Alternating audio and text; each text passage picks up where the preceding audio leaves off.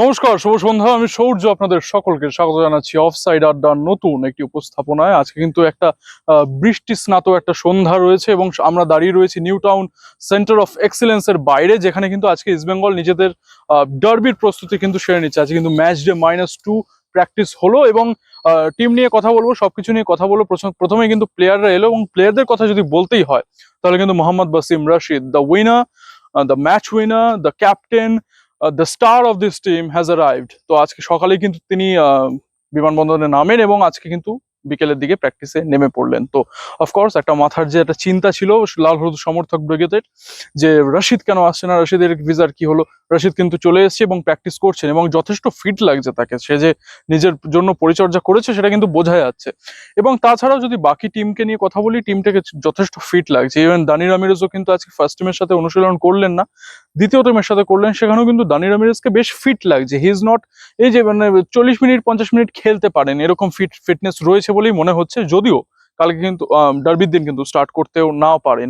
যদিও বা আমরা লাস্ট ডিসিশনটা তখনই নেবো যখন আমরা গতকাল ম্যাচ ডে -1 এর প্র্যাকটিসটা দেখতে পাবো বা বুঝতে পারবো কিছু কি হচ্ছে। তার আগে কিন্তু বলা যাচ্ছে না যে দানি স্টার্ট করবে বা রাশিদ স্টার্ট করবে না, কারণ তারা আজকে কিন্তু দুজনেই সেকেন্ড টিমের সাথে প্র্যাকটিস করলো। ফার্স্ট টিমের সাথে কিন্তু প্র্যাকটিস করেছে আজকে মাঝমাঠে জিকসন সিং এবং তার পাশে কিন্তু রোহিত কুমার। এই দুজন কিন্তু মাঝমাঠে রয়েছে। এবং আমরা যদি ডিফেন্সের কথা বলি, সন্দীপ মান্ডি এবং আনোয়ারের ডিফেন্সিভ জুটি আমরা দেখতে পারি। দুটো সাইড ব্যাকে আমরা দেখতে পারি জয় গুপ্তা এবং লাল চুনুঙ্গাকে।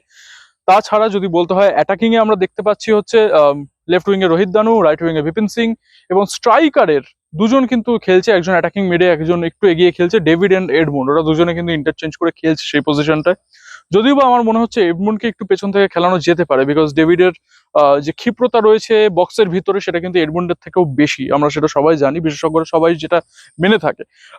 তাছাড়া আজকে প্র্যাকটিস নিয়ে সেরকম করে কিছু বলার নেই। দুটো টিমকেই সমানভাবে দেখে নিলেন। সেট পিসের দিক থেকে প্রতিটা প্লেয়ারকে কিন্তু একটা কর্নার নেওয়ার সময় কিভাবে কোথায় পজিশন করতে হবে, নিজেকে দাঁড় করাতে হবে, সেটা কিন্তু আন্তোনিও লোপেস হাবাস নিজে বুঝিয়ে দিলেন, মানে ধরে ধরে বুঝিয়ে দিচ্ছিলেন।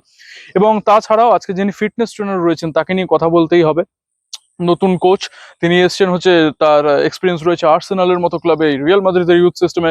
তাকে কিন্তু বেশ দায়িত্ব নিয়ে প্র্যাকটিস করাতে দেখা গেছে। প্রথমের দিকের যে হার্ডলস গুলো হয় সেগুলো কিন্তু যথেষ্ট দায়িত্ব নিয়ে তিনি করেছেন। তো বলতেই হবে he is someone very much important and getting very much important for this east Bengal team. তাছাড়া হাবাসকে তো দেখাই গেছে নিজের তার যে একটা চরিত্র রয়েছে, তার যে একটা এনার্জি রয়েছে, সেই নিয়েই তাকে দেখা গেছে। এবং ম্যাচ শুরুর আগেও কিন্তু বেশ কিছুটা সময় কিন্তু তারা ড্রেসিং রুমে বিভিন্ন ভিডিও অ্যানালাইসিস অ্যান্ড অল কিছু করছিল। ম্যাচটা একটু দেরিতে প্র্যাকটিস শুরু হয় আজকে, 10-15 মিনিট দেরিতে শুরু হয়। কিন্তু তার আগেও কিন্তু আজকে সকাল থেকে প্যাকড ছিল হাবাস, এবং হাবাস কিন্তু এই দলটার সাথে অনেকভাবে কাজ করছে। মাঠে যতটা না দেখছেন, মাঠের বাইরে কিন্তু তার থেকেও বেশি কাজ হচ্ছে। অফকোর্স একটা নতুন প্রজেক্ট, অনেক নতুন মুখ, অনেক নতুন প্লেয়ার, তাদেরকে নিজের সিস্টেম সম্বন্ধে বোঝাতে, তাদের দায়িত্ব সম্বন্ধে বোঝাতে, তাদের রোল ক্ল্যারিটি দিতে কিন্তু অনেক রকমের প্রচেষ্টা কোচ আন্তোনিও লোপেস হাবাস করছেন। যদি প্র্যাকটিস নিয়ে আজকে ফার্স্ট 11টা তো বলেই দিলাম, গোলে কিন্তু প্রপসুকান সিংকে আপনারা দেখতে পাবেন। কিন্তু লাচেনপা কিন্তু বেশ কিছু সিলি মিস্টেক্স করছে এবং আজকে প্রপসুকানও বেশ কিছু ব্রিলিয়েন্ট সেভ করেছে প্র্যাকটিসে। যে ডবল ম্যাচ হচ্ছিল, দুদিকে দুটো টিম করে ভাগ করে ম্যাচ হচ্ছিল, সেখানে কিন্তু Prabhsukhan Singh looked very good. তাছাড়া যদি কিছু বলতে হয়, দানি রামিরেজ এবং মোহাম্মদ রশিদ তারা অফকোর্স এক্স ফ্যাক্টর, এবং দ্বিতীয়ার্ধে অপোনেন্টকে বেগ দিতে কিন্তু তাদেরকে নামানো যেতে পারে এবং তারা সেইটা দক্ষতা দেখিয়ে দিয়েছে। আজকেও দানিকে যথেষ্ট ক্লিনিক্যাল লাগছিল।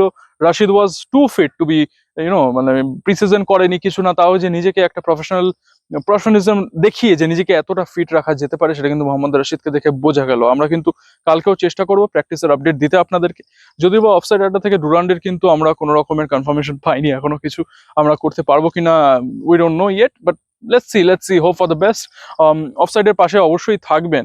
যেমন ভাবে আমি বলে থাকি প্রতিটা ভিডিওতে, ভারতীয় ফুটবল তথা কলকাতা ফুটবলের যে কোনো আপডেট সবার আগে পেতে কিন্তু অফসাইড আড্ডায় অবশ্যই নজর রাখবেন। আমরা কিন্তু আরো বিশেষ কিছু জিনিস আসছি, অফসাইড বলছে নতুন সেগমেন্ট আমাদের, সেটা কিন্তু খুব তাড়াতাড়ি আসবে। কিছু টিজার অলরেডি ড্রপ হয়েছে, আপনারা দেখতেই পেয়েছেন নিশ্চয়ই। চিন্তা করবেন না, খুব তাড়াতাড়ি কিন্তু আমি ফেরত আসবো এই চ্যানেল ভিডিও নিয়ে। আমি একটু আউট অফ টাউন ছিলাম, তাই বেশ কিছুদিন কভার করতে পারিনি, এয়ারপোর্ট যেতে পারিনি, but of course everything will come soon and faster. Okay, আজকের জন্য এইটুকুই। শুভরাত্রি, আপনারা ভালো থাকবেন, সুস্থ থাকবেন। আজকের জন্য এইটুকুই। আমি সৌর্য, অফসাইড আড্ডা, সাইনিং অফ।